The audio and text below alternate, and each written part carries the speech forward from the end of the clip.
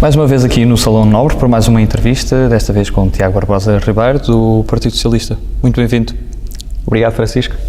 E começando já a falar normalmente começamos pelo início e pelo sítio onde as pessoas nasceram, mas aqui também falando do sítio onde nasceste, tiveste há muito pouco tempo uma eleição para a Câmara do Porto. Sim. Foi o maior desafio que tiveste na política até agora? Foi inequivocamente.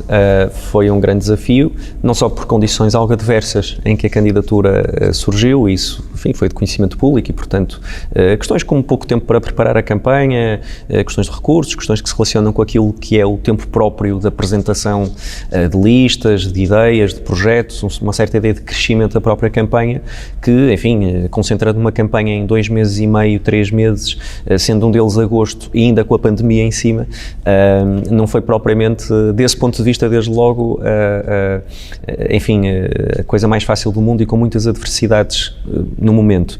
Por outro lado, falamos da Câmara Municipal do Porto, falamos de uma grande autarquia do país, de umas principais autarquias do país, falamos da cidade onde eu vivo, da cidade onde eu me sinto bem, onde eu gosto de estar, onde também sou autarca já há muitos anos e, portanto, senti como uma missão muito importante e muito pesada, se quisermos, esta candidatura à Câmara do Porto e aquilo que ela representava, não só para o Porto, enfim, para o PS na cidade do Porto, mas para mim, enquanto também portuense. E, enfim, fizemos uma boa campanha, creio eu. Foi uma campanha de apresentação das nossas ideias, das nossas propostas, enfim, numa eleição que, enfim, obviamente sabíamos das dificuldades eleitorais que íamos enfrentar, mas que fizemos uma boa campanha e foi algo muito importante para mim, permitiu-me percorrer uma vez mais o concelho de uma ponta à outra, conhecer muitas pessoas, visitar muitas instituições, reforçar a ligação a diferentes setores sociais da cidade, e isso foi conseguido, isso não se perde, é sempre algo que fica e estarei agora durante 4 anos a trabalhar na Câmara do Porto, sem pelouros, obviamente na oposição, a afirmar aquele que é o projeto do PS e cá estaremos para isso. E é, se não me engano, o 4º maior concelho do país em termos de população. São muitas pessoas e também com realidades distintas. O que é que nesse contacto, que voltou a existir mesmo com algumas limitações por causa do Covid, o que é que nesse contacto de rua ouviste que te fez também ver as coisas de uma diferente perspectiva e que às vezes não tinhas essa noção? Bom, Francisco, eu gosto muito de fazer campanhas eleitorais, não na perspectiva de fazer uns números para serem publicitados e tirar uma fotografia aos sítios onde nunca vou e coisas do género, não. Eu gosto muito de campanhas eleitorais porque representam aquilo que tem de melhor de contacto com as pessoas e eu faço muito esse contacto fora de períodos de campanha e, portanto, e sobretudo no Porto, que sendo o sítio onde eu vivo, onde eu estou, onde tenho a minha família, onde tenho as minhas relações de amizade mais estruturadas há mais anos, onde estudei, onde tenho a minha família toda, é uma cidade que eu conheço bem, sendo também, como referi, autarca, portanto eu já fui autarca de freguesia, já fui autarca na Assembleia Municipal desde logo no último mandato, mas também já tinha sido entre 2009 e 2013 e também já ocupei variação em regime de substituição temporariamente entre 2013 e 2017 e, portanto, tenho um conhecimento grande da cidade do Porto, quer por via institucional, digamos assim, quer por via vivencial, se me permitem. E no caso do Porto, aquilo que eu senti na campanha eleitoral e no tipo de campanha eleitoral que fizemos, que foi uma campanha de proximidade, foi uma cidade que está em perda. Portanto, existe uma grande diferença entre aquilo que é a cidade projetada e aquilo que é a cidade realmente existente, podemos dizer assim. A cidade do Porto, ao longo dos últimos anos, tem vindo a perder habitantes. Os habitantes que ficam, os moradores, os portuenses que ficam, são cada vez mais velhos, portanto, são os mesmos de há uns anos, vão envelhecendo. Temos muitas dificuldades de habitação na cidade do Porto. A cidade do Porto foi o concelho do país onde, em 2020, o custo da habitação mais subiu e, entre 2016 e 2021, a mediana de venda do metro quadrado aumentou 105%. Portanto, o Porto é uma cidade em perda, é uma cidade proibida para as classes médias, é uma cidade onde os jovens, enfim, dificilmente conseguem viver, arrendar uma casa, comprar nem se fala e ter filhos. Há problemas complementares. Quando falamos ao nível da qualidade de vida, falamos, por exemplo, da ausência de creche. No Porto é muito difícil, não há nenhuma rede municipal de creche, é muito difícil encontrar lugares em creche em articulação com o setor solidário e com a segurança social. Questões de coesão social. O Porto é uma cidade socialmente dividida, é uma cidade que tem um peso muito grande de desemprego, muito acima da média nacional, muito acima da média do distrito, inclusivamente, e da área metropolitana. Portanto, há um problema objetivo com o tipo de padrão económico que foi seguido ao longo dos últimos anos, e isso reflete-se ao nível do emprego, ao nível da precariedade e ao nível também de má qualidade desse emprego para muita gente. Outros temas de mobilidade, temas do ambiente. Eu apresentei uma agenda para a antecipação das metas de neutralidade carbónica na cidade em 10 anos e passado umas semanas foi anunciada agora pela Comissão Europeia precisamente um conjunto de largas centenas de milhões de euros para que as cidades que se candidatem precisamente ao abrigo de projetos de transição energética e de neutralidade carbónica serão financiados a 100% a fundo perdido. O Porto, infelizmente, não tem nada para apresentar aí porque não foi feito o trabalho de casa. E, portanto, eu creio que é possível uma cidade diferente, uma cidade mais inclusiva, uma cidade não socialmente dividida, desde logo pela habitação, uma cidade com um forte programa de arrendamento acessível que não existe, pura e simplesmente não há um programa de arrendamento acessível digno desse nome na cidade de Porto, e uma cidade onde seja possível aos portuenses viverem. Temos assistido a um esvaziamento progressivo da cidade, os dados do censo assim o indicam, sentimos que a cidade, não sendo muito grande do ponto de vista de quilómetros quadrados, tem um papel na região e no país. Aquela cidade é uma cidade que é porta-voz de uma região, é uma cidade que tem um peso social, económico, cultural, histórico que é absolutamente insubstituível e é preciso e necessário que o Porto volte a ser essa cidade liderante que eu creio que não tem sido. E isso só se faz também com portuenses a viverem na cidade, certamente. E tu, vivendo na cidade e tendo crescido na cidade, o que é que recordas mais desses anos 80, sobretudo 90, de que foi crescer no Porto e das tuas memórias pessoais também que tens dessa altura? Bom, não são memórias politizadas desse ponto de vista, creio eu, como qualquer um de nós. Eu nasci em 83 e, portanto, as minhas memórias da década de 80, se tem alguma, será mesmo quando o Porto foi campeão europeu pela primeira vez. O Futebol Clube do Porto foi marcante naquele jogo do Prater com o calcanhar do Madger contra o Bayern Munique e, portanto, eu acho que quando me lembro assim de uma memória dos anos 80, essa era muito pequenino, mas lembro perfeitamente, enfim, naquilo que é possível uma pessoa lembrar-se sendo tão pequeno, mas lembro-me de uma enorme festa, assim, umas coisas que aconteciam por ali. Bom, e depois, década de 90, obviamente, já tinha outra, sobretudo na segunda metade da década de 90, obviamente uma perfeita consciência do que me rodeava. E de facto, quando nós fazemos o contraponto entre essa cidade dos anos 90 e a cidade dos últimos 20 anos, se quisermos, eu creio que não é uma manifestação de proselitismo partidário dizer que houve um tempo com o Partido Socialista na liderança da Câmara e um tempo depois do Partido Socialista na liderança da Câmara. Durante aqueles anos, com o Fernando Gomes na Câmara do Porto, o Porto teve um conjunto de conquistas muito grandes, enfim, não vou agora listá-las a todas, mas eu lanço só as seguintes. O que seria da cidade do Porto sem Porto Património Mundial da Humanidade, constituído na década de 90, sem o Porto Capital Europeia da Cultura, sem o pulmão verde da cidade do Porto, um dos maiores do país em contexto urbano, o Parque da Cidade, na altura pelo Partido Socialista. O que seria da cidade do Porto sem o metro do Porto? Na altura diziam que aquilo era um metro de papel, porque não saía do papel, a oposição política dizia-nos isso é um metro de papel, nunca vai sair.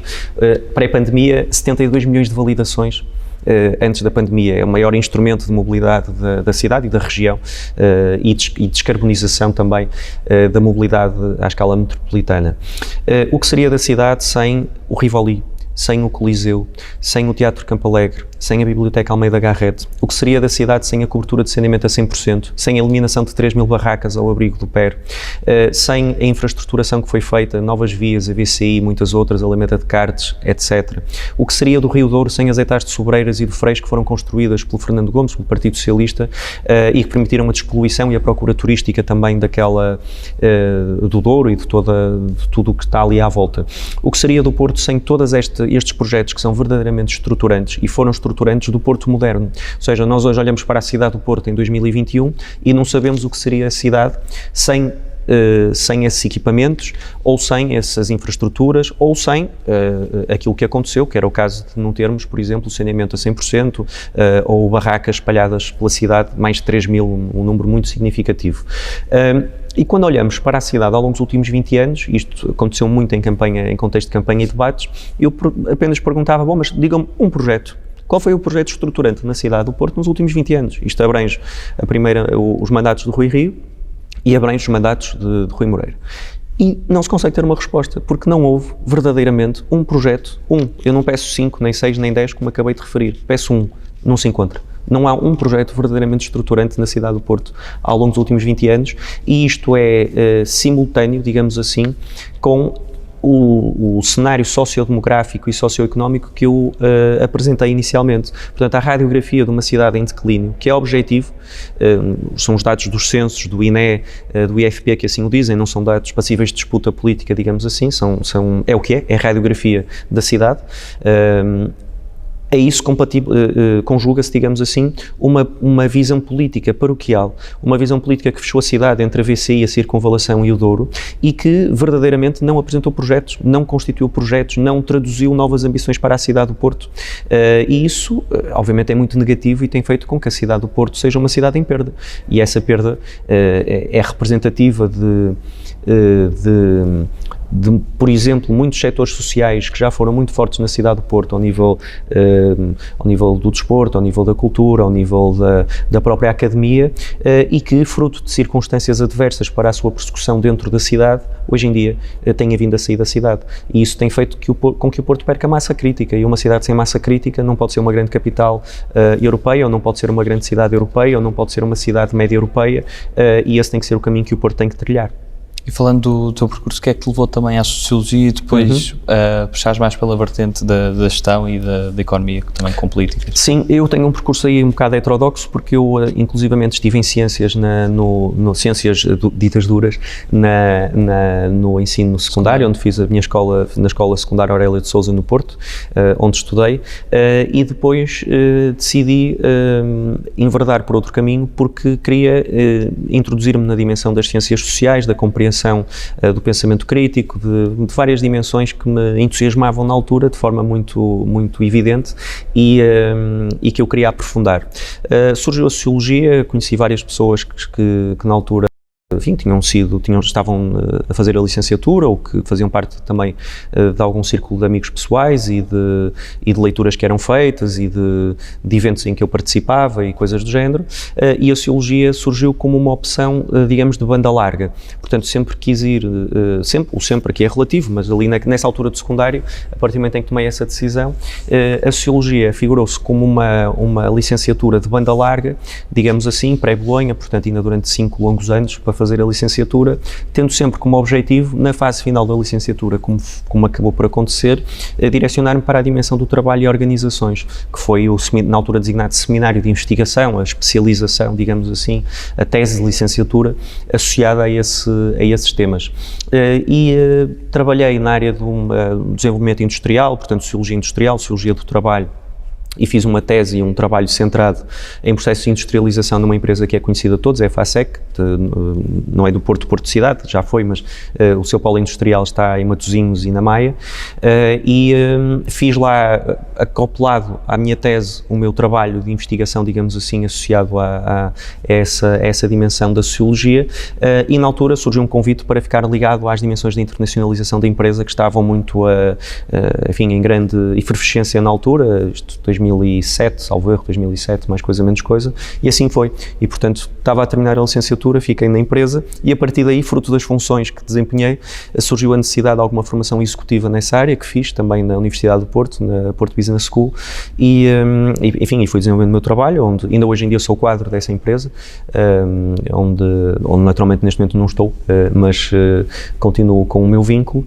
e mais recentemente inscrevi-me aqui no ISEG, em Lisboa, no mestrado em Economia, e aqui ao lado, precisamente, aqui ao lado da Assembleia da República, onde nos encontramos, no mestrado em Economia e Políticas Públicas, onde fiz parte curricular e onde agora estou a fazer uma tese sobre a resposta do sistema de segurança social à crise pandémica, quer em Portugal, quer no comparativo europeu, e é um pouco por aí que estou a explorar, portanto, procurando consolidar diferentes áreas de conhecimento, sempre em torno das ciências sociais e economia, que é também uma ciência social, embora alguns queiram muitas vezes passar por uma ciência exata, e dimensões de trabalho executivo em contexto laboral e em contexto empresarial, em que também estive, e tive também experiências fora de Portugal, nomeadamente em África, Argélia, Angola, Moçambique, e sempre associada a projetos dentro da EFASEC. E o que é que trouxe aqui à Assembleia e como é que foi também chegar aqui e neste caso, chegar a um órgão legislativo? Bom, eu sempre tive participação política e, portanto, surgiu um convite para ingressar na lista de deputados na altura, em 2015, lista de deputados da Assembleia da República, e pronto, e a partir desse convite que aceitei integrar a lista, aqui cheguei há 6 anos, e é um orgulho enorme poder representar desde logo o meu círculo eleitoral e poder representar o país e poder representar aquilo que são os valores que eu defendo em contexto de intervenção legislativa na Assembleia da República. Também por causa do percurso que estávamos aqui a descrever, eu fiquei muito associado desde logo às temáticas da segurança social e do trabalho, e na altura também a administração pública, coisa que não existe nesta legislatura, fruto da orgânica também do Governo, e fiquei a coordenar a Comissão de Trabalho e Segurança Social pelo lado Partido Socialista. E, portanto, nestes 6 anos tenho estado envolvido em dossiês muito quentes e dossiês muito pesados, que me têm feito, enfim, alguns... Nem sempre conquistas, infelizmente. O trabalho parlamentar, aprendemos desde logo essa dinâmica de negociação e de tensão, digamos assim, tensão positiva, de dinâmicas que têm que ser criadas, de articulação que tem que ser feita, e uma negociação permanente, sobretudo num quadro em que, chegando em 2015, como é do conhecimento de todos, foram estabelecidas posições conjuntas entre o PS e o PCP, o Bloco de Esquerda e o PEV, e isso implicou, desde esse primeiro momento em que entrei, uma enorme curva de aprendizagem muito rápida para todos nos adaptarmos a um novo modelo de trabalho parlamentar. Foi a primeira vez, por exemplo, que um programa de governo e um governo caiu na Assembleia da República, portanto, nos termos em que foi feito em 2015, a entrada de um novo governo, nos termos em que o anterior governo tomou posse, e todo o diálogo e todo o trabalho que teve que ser feito desde logo no primeiro orçamento e nos orçamentos subsequentes, com os partidos que apoiam e apoiam a maioria. E nesse cenário, imensos dossiês, quer dizer, podia destacar nestes 6 anos imensa coisa, e eu gosto muito de partilhar e de ser escrutinado naquilo que faço. Criei um site para ir poder, que vou atualizando, não está muito atualizado, mas vou pondo lá algumas coisas que vamos aqui fazendo. Não há propriamente muito apoio para isso, portanto não há esta ideia que na Assembleia da República certamente já terão falado, não é como o Parlamento Europeu, até algumas ideias que por vezes existem, que há aqui um grupo aí de assessores disto e daquilo, não há nada, portanto isto é muito mais simples, digamos assim, do que... Mas fazem falta? Fazem falta, é inequívoco, parece-me evidente. Isto torna o trabalho excessivamente burocrático às vezes e perde-se o contacto com as pessoas. Perde-se muito isso, porque as reuniões de comissões parlamentares sendo semanais e o trabalho na Assembleia da República em contexto plenário com 3 plenários por semana implica que, sobretudo, os deputados tenham funções de direção e de coordenação, estejam permanentemente mergulhados em trabalho de filigrana, digamos assim. Eu todos os dias recebo mais de 200 e-mails, literalmente todos os dias. Não implica em todos resposta, alguns podem ser clipping e coisas do género, mas há dezenas e dezenas de e-mails relacionados com o trabalho parlamentar da nossa área, relacionados com negociações, com projetos que estão em curso, com grupos de trabalho que são constituídos. Temos vários grupos de trabalho para grupos de trabalho no âmbito da Comissão para o Teletrabalho, para a Natalidade, trabalhadores de plataformas. Este grupo de trabalho em concreto não existe, mas é uma área que queremos trabalhar. O livro verde do Código de Trabalho, agenda de trabalho digno, etc, etc, etc. Somamos a isso enfim, reuniões e audiências diárias com cidadãos, com sindicatos, com comissões de trabalhadores, com tudo o que se possa imaginar que solicitam, legitimamente e bem, reuniões ao grupo parlamentar do Partido Socialista, e naturalmente essas reuniões são depois encaminhadas para o coordenador da área e para os deputados que acompanham mais diretamente essa área. A gestão do trabalho parlamentar, a legislação, a redação de conteúdos, os debates, as entrevistas, como a que estamos aqui a fazer, tudo isto implica um nível de trabalho que é muito superior àquilo que muitas vezes as pessoas percepcionam. Não tenho qualquer dúvida disso, até porque tenho a experiência de trabalho em contexto profissional numa empresa privada e tenho um contexto de trabalho político que agora faço aqui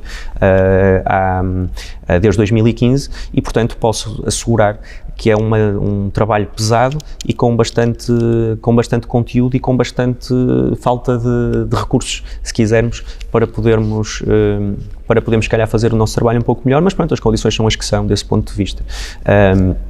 Agora, creio que era importante que houvesse uma reflexão, até do ponto de vista mais alargado, não especificamente aqui dentro das portas da Assembleia, precisamente sobre as condições de exercício do mandato, sobre as questões da exclusividade do mandato dos deputados, sobre o tipo de apoio e de recursos para trabalho legislativo. É verdadeiramente impossível que uma pessoa, duas pessoas ou três pessoas consigam analisar de forma, enfim, consubstanciada e com rigor todos os documentos e todo o trabalho e todo o processo legislativo que diariamente nos passa pelo e-mail. É verdadeiramente impossível. E somamos a isso requerimentos, perguntas.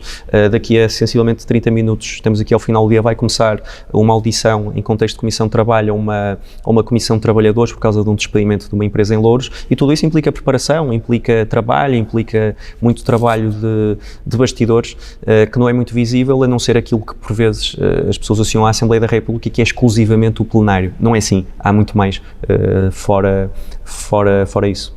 E o momento mais marcante que viveste cá dentro foi em plenário ou foi em comissão?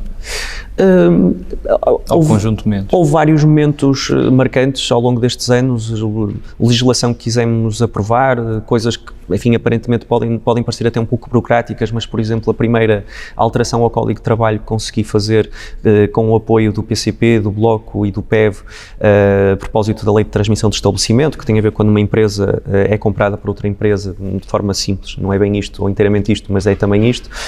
Mas os momentos mais, se quisermos, mais emotivos ou com mais projeção são inevitavelmente os momentos em plenário e, portanto, a possibilidade de intervir em momentos como os orçamentos de Estado, como programas de governo, como moções de censura, como tivemos. Portanto, ter tudo isso e ter a possibilidade de não só estar presente, mas intervir em tudo isso desde o primeiro momento e ter sido logo bastante apoiado pelos meus pares e estar com as funções que conquistou no âmbito da Comissão de Trabalho e Segurança Social, que é uma comissão também bastante, enfim, pesada e central, digamos assim, no trabalho parlamentar. Há muita matéria nesta comissão, digamos assim, que depois se projeta em sede plenário.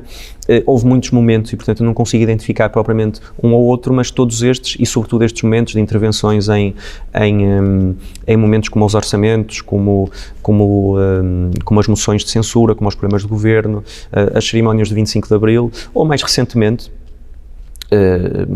toda a adaptação e tudo aquilo que se passou ao longo dos últimos 2 anos, ano e meio, com a pandemia no país, passou-se também dentro da Assembleia da República. E, portanto, a adaptação não só de todo o trabalho parlamentar às condições da pandemia, mas também a necessidade de dar resposta àquilo que se passava no exterior, em termos legislativos, em termos de respostas, muitas delas criadas de tipo novo, que não existiam, e que foi necessário trabalhar em cima, muitas vezes, do joelho, ver o que é que estava a ser feito, procurar legislar, procurar corrigir, procurar dar resposta.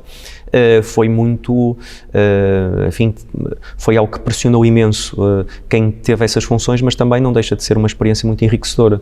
Eu pude estar numa task force, digamos assim, na área da segurança social, logo quando surge a pandemia e ao primeiro confinamento, para dar resposta a questões que surgiam e que não existiam, por isso simplesmente não existiam respostas ou existiam vazios legais, no caso, quer de cidadãos particulares, quer de empresas, quer de IPSS, e tudo aquilo que foi feito ao nível do apoio à retoma, ao nível do layoff, ao nível do teletrabalho, ao nível dos protocolos de cooperação com as IPSS, ao nível de tudo aquilo que permitiu dar resposta na dimensão social e económica à pandemia, passou inevitavelmente pelo que se fez aqui, pelo que essa task force em concreto fez, em articulação também com as estruturas da segurança social espalhadas pelo país.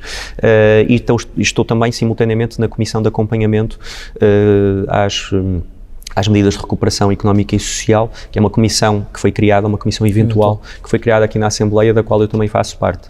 E, portanto, tudo isso permitiu acompanhar de forma muito próxima aquilo que estava a ser feito e participar na construção também das respostas que muitas vezes não existiam e que tiveram que ser feitas em contexto de grande pressão e de grande imprevisibilidade. E, portanto, hoje, felizmente, é uma página passada, esperamos nós definitivamente, mas foi algo que fez parte destes 6 anos, portanto, uma boa parte deles, os últimos 2, é substancial, passados neste cenário. Vamos agora para a segunda parte da nossa entrevista, que é ainda mais rápida, mais dinâmica e começa sempre com as escolhas, e a primeira é sempre entre humildade e ambição. Entre humildade e ambição, eu acho que é sempre melhor ser humilde. Acho que faz parte de quem é ambicioso ter humildade, porque senão não é ambição, é arrogância, e portanto acho que humildade. Cães ou gatos? Cães ou gatos?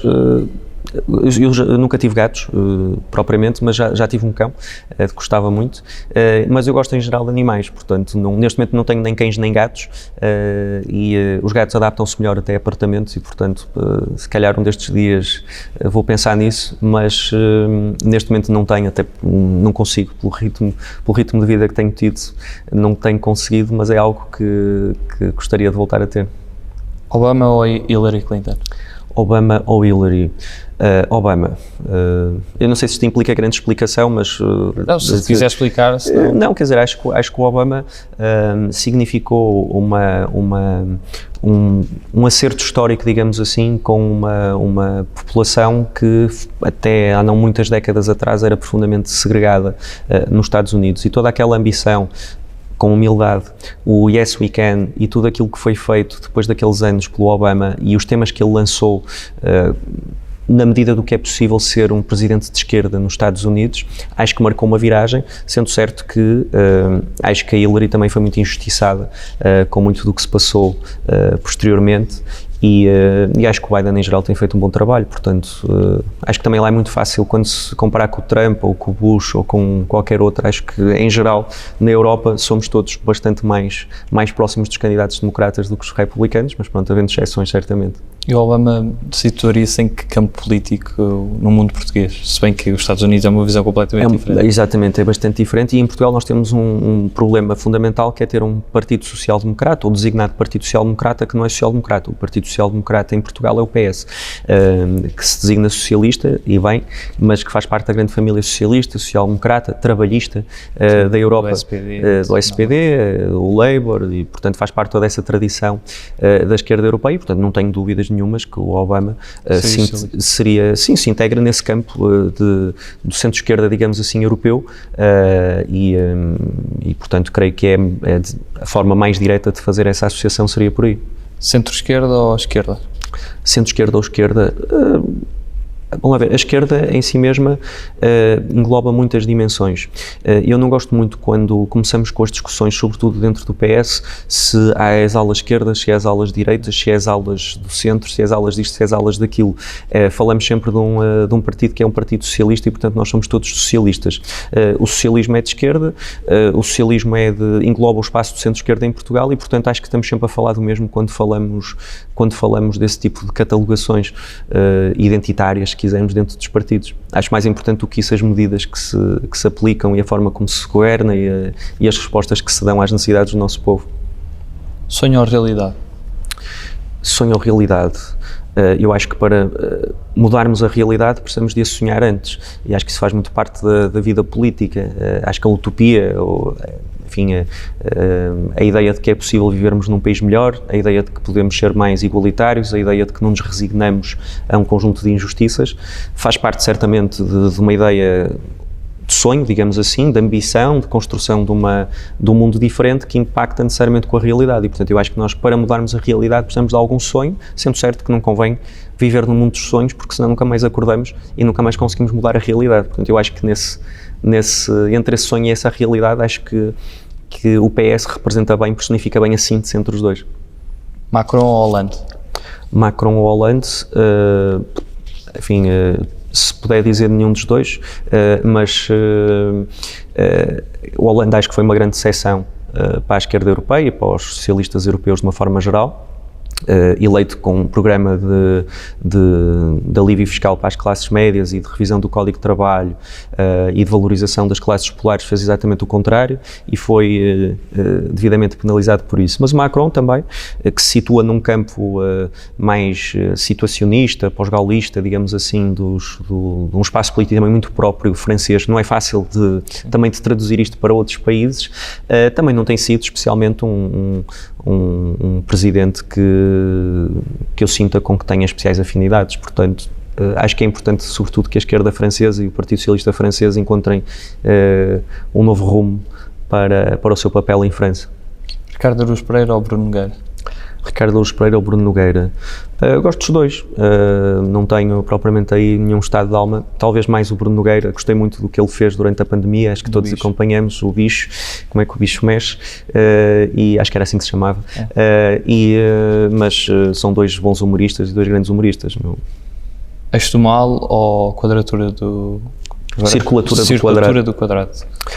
Eu costumo acompanhar os dois programas há muito tempo também. Não quero parecer aqui o Papa Francisco, mas são programas que eu acompanho, portanto não quero aqui uma visão, mas gosto bastante de acompanhar a Circulatura do Quadrado, onde está aliás, onde vem agora a líder do grupo parlamentar aqui, Ana Catarina Mendes, e não só, mas especificamente as intervenções dela, e também gosto do Eixo do Mal, que acompanha há uns anos. Não sou propriamente, não aspiro a estar em casa quando está a dar, mas apanha-se hoje em dia facilmente e costumo ver. Chutes ou GNR? Chutes ao GNR. O GNR porque pela sua relação com o Porto, e o Rui Reininho que conheço pessoalmente, portanto acho que aí o GNR, mas gosto também muito de chutes. Aliás, acho que todos nós já ouvimos chutes umas 500 vezes na vida, porque chutes e pontapés iam a todas as queimas das fitas, iam a todos os festivais de verão, a todos eles, quase sempre, não é? E portanto tem também já me diverti muito em concertos de chutes e pontapés, e do GNR menos, acho que até deverei ter ido a menos concertos do GNR do que dos chutes, mas o GNR tem uma relação identitária com o Porto e tem aquela pronúncia do Norte. E tem a pronúncia do Norte que se torna quase um hino, e portanto GNR. E o Rui Veloso ou Ornatos Violeta? Rui Veloso ou Ornatos Violeta. O Rui Veloso também tem um hino do Porto, enfim, da nossa cidade, digamos assim. O Porto tem muitos hinos, felizmente, e o Rui Veloso marcou também uma geração. Quando falávamos há pouco dos anos 80, com o Chico Fininho, fez o hino de campanha, o Rock da Liberdade, para o Mário Soares, e portanto isso também é algo muito, uma música que ainda hoje em dia eu recomendo, é uma boa música em geral, mas também gosto muito de Ornatos, portanto eu ouço um bocado de tudo. Quando vamos à música, tenho os meus discos e CDs, estão lá todos, quer uns quer outros, portanto é consoante os dias. 230 ou 180, em termos de números de deputados? 230, mas peço desculpa, em termos de número de deputados. Se devem ser reduzidos? Não, eu não vejo nenhuma razão, com franqueza, para reduzir o número de deputados. Acho que isso é uma falsa questão. Essa é uma questão até que não... Em termos hipotéticos, traduzindo aquilo que têm sido as eleições em Portugal, não terá nenhum particular prejuízo para a representatividade proporcional do Partido Socialista, por exemplo. Portanto, nem é uma questão que possa ser posta nesses termos para clarificar. Mas eu creio que não há nenhum problema com o número de deputados na Assembleia da República. Isso é uma falsa questão. Há muito populismo e há muita demagogia em torno disto. Já falamos há pouco da questão dos assessores. Podemos ir a outro tipo de condições, às condições de exercício do mandato de deputados, e uma permanente desvalorização da função de deputado, e não só, que vai existindo na vida pública, e isso creio que é pernicioso, porque não nos vai levar propriamente a nada de bom, e vai fazer com que eventualmente os melhores, ou pessoas que possam até estar interessadas em ter uma experiência na vida pública, deixem de a ter. Dito isto, no caso do número de deputados, o que vai provocar é uma menor representatividade das forças partidárias na Assembleia da República, a não ser que estejamos sempre depois a introduzir fatores de correção do voto popular, e portanto não vejo nenhum problema em termos de 230 deputados, e não vejo nenhuma vantagem em reduzirmos o número de deputados para 180, e portanto creio que isso é uma falsa questão que é lançada a miúdo. Ouvimos essa questão no debate público, e isso é apenas uma questão para gerar likes nas redes sociais e para gerar tráfego nos títulos das notícias. Portanto não me parece que seja nem de perto nem de longe um problema com que o país esteja preocupado. E se tivesse a hipótese de convidar uma personalidade nacional ou internacional com quem nunca tenhas tido o privilégio de almoçar ou jantar, com quem nunca tenhas conversado, quem é que seria essa pessoa? Da política ou fora da política? Bom, há muitas pessoas com quem eu gostaria de falar ou de conversar, algumas delas não vivas, digamos assim, portanto já que fazem parte de do nosso ideário e do nosso património. Gostaria muito de ter tido a oportunidade de falar algum dia com o Olof Palme, por exemplo. Acho que foi um grande dirigente europeu e um grande dirigente da minha família política e da social-democracia e dos socialistas europeus. Enfim, gostaria também, se calhar, de ter conhecido o Nelson Mandela. Portanto, só para falar de figuras que já não estão entre nós, creio que todos nós teríamos sempre imensa curiosidade em conhecer a dimensão dessas personalidades. E hoje em dia, enfim, e já que falamos há pouco, olha, o Obama, por exemplo, acho que deve ser um tipo, top 3. Um tipo porreiro para ir tomar um copo e para jantar ou almoçar. Devia ter sido uma boa conversa, ou quem sabe não pode vir a ser, não sei. Vou esperar. E qual é aquele país que nunca visitaste e tem que estar no topo da lista para visitar? Está no topo da lista. Eu tenho alguns no topo da lista, uns mais distantes, outros menos. Eu, quando estava a pandemia prestes a irromper sem nós sabermos, eu já tinha 2 viagens programadas que tive de anular, como todos nós. Eu nunca estive na Grécia, por exemplo, e é um país que tenho muita curiosidade em visitar, e ali não muito longe, a Turquia. Portanto, se pudesse pôr assim 2 países, de resto toda a Europa, já fui várias vezes a vários dos países mais próximos daqui até ao leste europeu, se quiser, mais próximos, enfim, dentro do que é a proximidade no mundo de hoje. E claro, depois outros países mais distantes, em África, vários que nunca visitei, embora já tenha estado em vários. Na América Latina, fazer ali uma grande viagem pela América Latina, acho que está nos sonhos, se calhar, ou nas ambições de muitos de nós. E sensivelmente esses seriam assim mais perto, se quisermos, os países que eu gostaria de visitar, e acho que vou resolver isso em breve. E na literatura tens assim alguma referência especial? Tenho várias, desde logo o nosso Nobel. Tenho várias referências que se relacionam não especificamente com literatura, com romances, mas com literatura biográfica. Eu gosto muito de ler biografias e tenho várias biografias. E agora estou a ler um romance biográfico de Mussolini, por exemplo, o Homem do Século, recomendo muito. E portanto, eu acho que quando vemos a literatura e a literatura em Portugal, eu acho que nós temos uma pessoa que tem vindo a ser um bocadinho injustiçada, que é o Lobo Antunes, que eu gosto muito, está sempre na calha, ou pelo menos vou lendo, para quem é especialista na matéria, não é o meu caso, sou apenas leitos assim,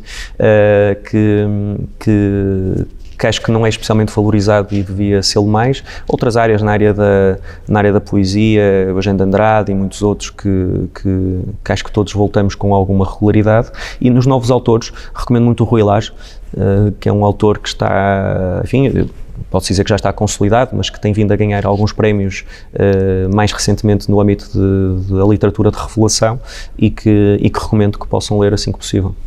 Passamos a um conjunto de palavras soltas, e peço que me digas o que é que associas numa ou em poucas palavras a cada uma Sim. delas. A primeira é um pouco óbvia: invicta. Invicta, amor. Visão. Visão, ambição. Acho que não há uma sem a outra. Sensatez.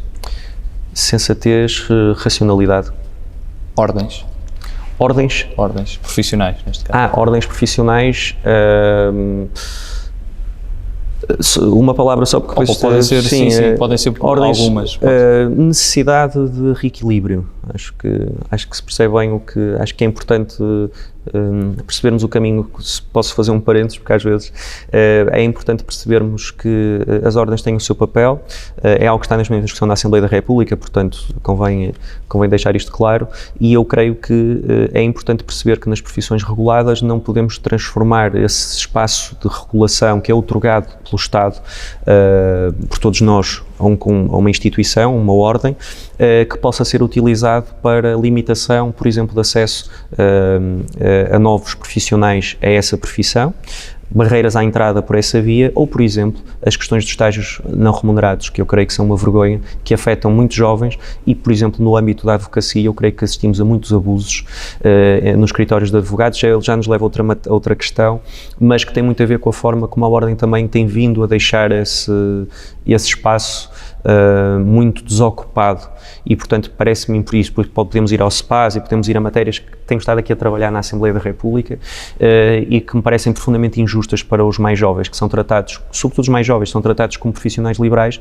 quando na prática têm todas as obrigações de um trabalhador por conta de outrem, sem nenhuma vantagem dos trabalhadores por conta de outrem. Portanto, acho que é necessário novos equilíbrios, reequilíbrios e creio que esse é o caminho que vamos fazer aqui na Assembleia. Cannabis. Legalização. Descentralização. Regionalização. Partidocracia. Partidocracia, não creio que exista nenhuma partidocracia, mas os partidos são essenciais à vida democrática, não devem fechar-se, não devem transformar-se em instituições pouco arejadas, se quisermos, e portanto a partidocracia no que tem de mal deve ser combatida. Dragão. Dragão. Eu já disse há bocado amor, não já? Portanto, não posso. Agora pode ser paixão. Pois, pode ser paixão, pode ser muitas coisas. Dragão,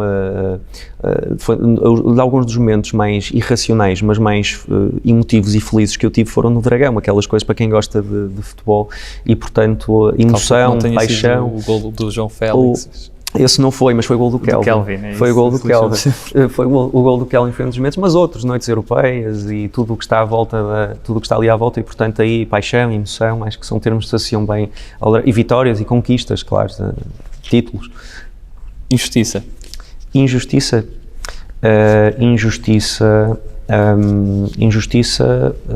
indignidade, quer dizer, injustiça, seja ela, podem ir para vários campos, não é? Estou a ir para o âmbito da injustiça a nível social, a nível socioeconómico, se quisermos. Creio que é a pior das injustiças.